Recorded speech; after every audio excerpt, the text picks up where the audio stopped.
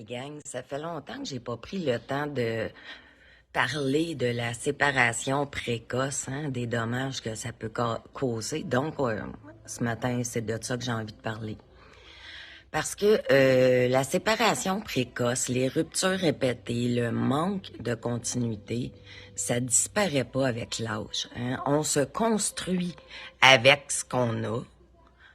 Puis malgré tout, nos chemins de vie finissent par tracer notre voie. Ça, d'une manière ou d'une autre, on va avancer avec ce qu'on a dans notre coffre à outils. On devient quelqu'un pareil. Mais le temps n'efface pas ce qui n'a jamais été sécurisé. Il met plutôt en lumière ce qui a dû s'adapter beaucoup trop tôt. Hein? Quand on n'a pas grandi dans un espace où on se sentait protégé, écouté, accueilli dans ses émotions, le corps apprend autre chose que la sécurité. Il apprend la vigilance. Puis, on sent, avant de comprendre, on réagit avant même de réfléchir, on s'ajuste en permanence, parfois au détriment de soi. Et je vous conjure que même rendu à presque 50 ans, ça revient. Pas parce qu'on n'a pas travaillé sur soi, je vous le dis. Pas par faiblesse non plus, mais parce que le corps, lui, se souvient.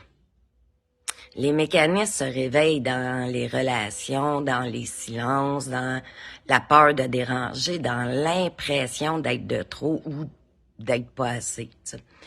On peut être en introspection constante, avoir compris, analysé, déconstruit et sentir quand même l'envie de fuir, de s'accrocher, de se fermer ou de trop donner. T'sais.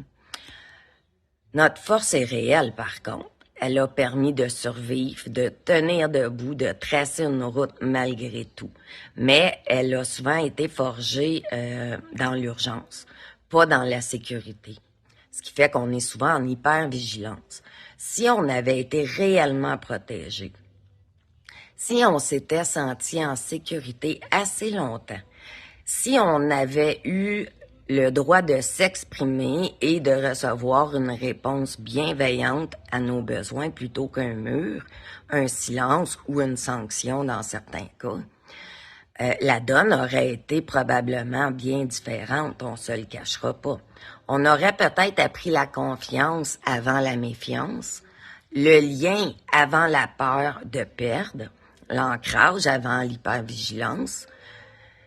Et aujourd'hui, l'introspection, la conscience, les efforts pour se comprendre, c'est pas pour renier notre parcours ni s'y enfermer. C'est pour offrir enfin à l'adulte que nous sommes devenus ce que l'enfant en nous n'a pas reçu.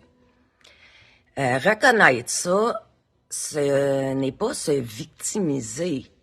Selon moi, c'est rendre justice à notre histoire.